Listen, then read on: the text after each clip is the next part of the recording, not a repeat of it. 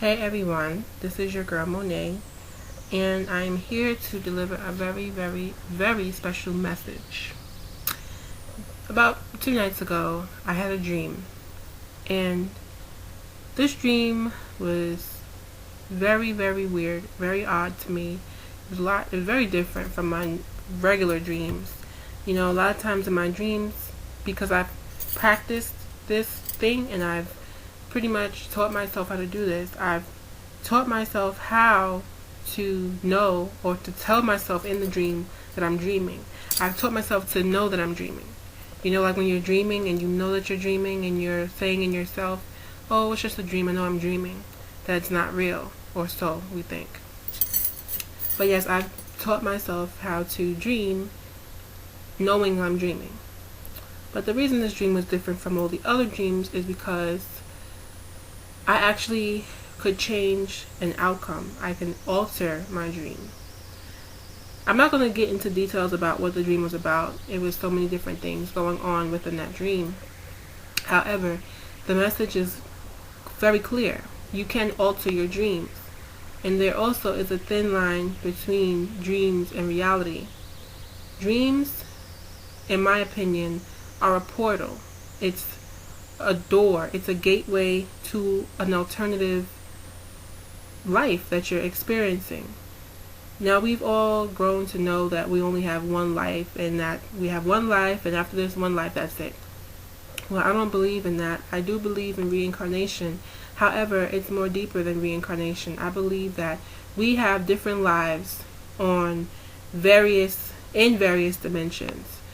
There is a movie called The One, I believe, and it has I don't know if it's Jet Li or Jackie Chan. I believe it's Jet Li. He's in the dream. It's called The One. And pretty much that movie is about Jet Li and all of his simultaneous selves. He had about, I think, 100 and something other selves of him, other versions of himself, living simultaneously in different dimensions. And one of his selves was killing himself, and as he killed some of his selves, that was helping him garnish power. He was becoming more powerful. So he had to kill, I believe, one last of his self to become powerful. But the problem with that was he came from one dimension to the main dimension that Jet Li was living. I believe he was a cop or detective in his main dimension. But his other self came from the other dimension, in the other universe that his other self was living, into his dimension. So the people from that dimension, from that universe, were coming after him to look for him, to kill him, because he was wanted for murdering people. And he did so many murders in all these different universes, and it all started catching up to him. And because he was killing off parts of himself or different versions of himself in all these universes and all of these other dimensions, the people that were coming after him to kill him. But that's really not the point of my video or my audio. I just wanted to bring that into the equation to let you know that that's what I believe that we are. I believe that we have different lives, several lives through other dimensions. And I believe, because we've been conditioned to think that there's only one, that the things that we could do in our dreams seem infinite, seem limitless, seem, unlimited. We could do anything in our dreams. We could fly. We have superpowers. We can do things that people consider in real life as impossible. I don't know if anyone's ever seen Heroes. And in Heroes, there's these people who have these special powers. They had one, he could fly. One could draw the future. One could hear people speaking at a distance, which I believe we do have these powers. And I believe that if we were taught in school to develop these powers, because I feel like school numbs those powers. This is why some people say school is a program that was enforced by government or whoever, but is not to produce beings that are using their creative selves to their highest extent is actually producing dead people. It's producing sheeple.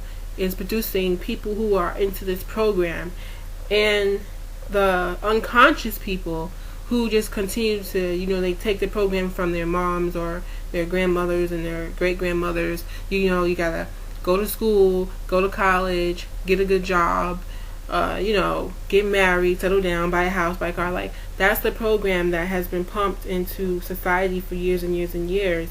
And the people who step away from that program, mostly I can say that people like entertainers, like some artists, some singers, they are fully using their right side of their brain, which the right side of your brain, I believe it's connected to your creativity.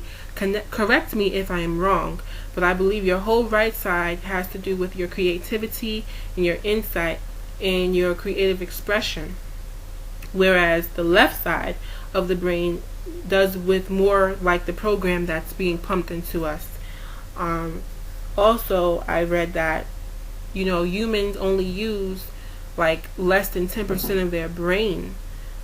So imagine how much the other 90% that we're not using, the other 90% that we could be using to develop our psychic abilities, to develop our superhuman and supernatural powers, the other 90% that we could be using to try to enter into the other portals or the other dimensions of the universe.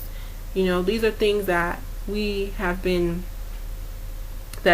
things that people have told us are like taboo or not real or fake, or people who have a lot of dreams. Someone even told me that, if you dream or you sense something is going to happen before it happens, that means that you have an imbalance in your brain. There's a chemical imbalance. No, there's not a chemical imbalance. Because if you have an insight or you have intuition or something in your gut tells you something is going to happen and it happens, it's not a chemical imbalance. It's your senses. It's that power inside of you that's leading you to know exactly what's going to happen.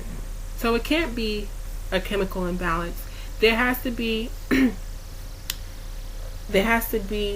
evidence, proof that you have the ability to do things that are not of the norm, that are not inside the box that society tries to put people in.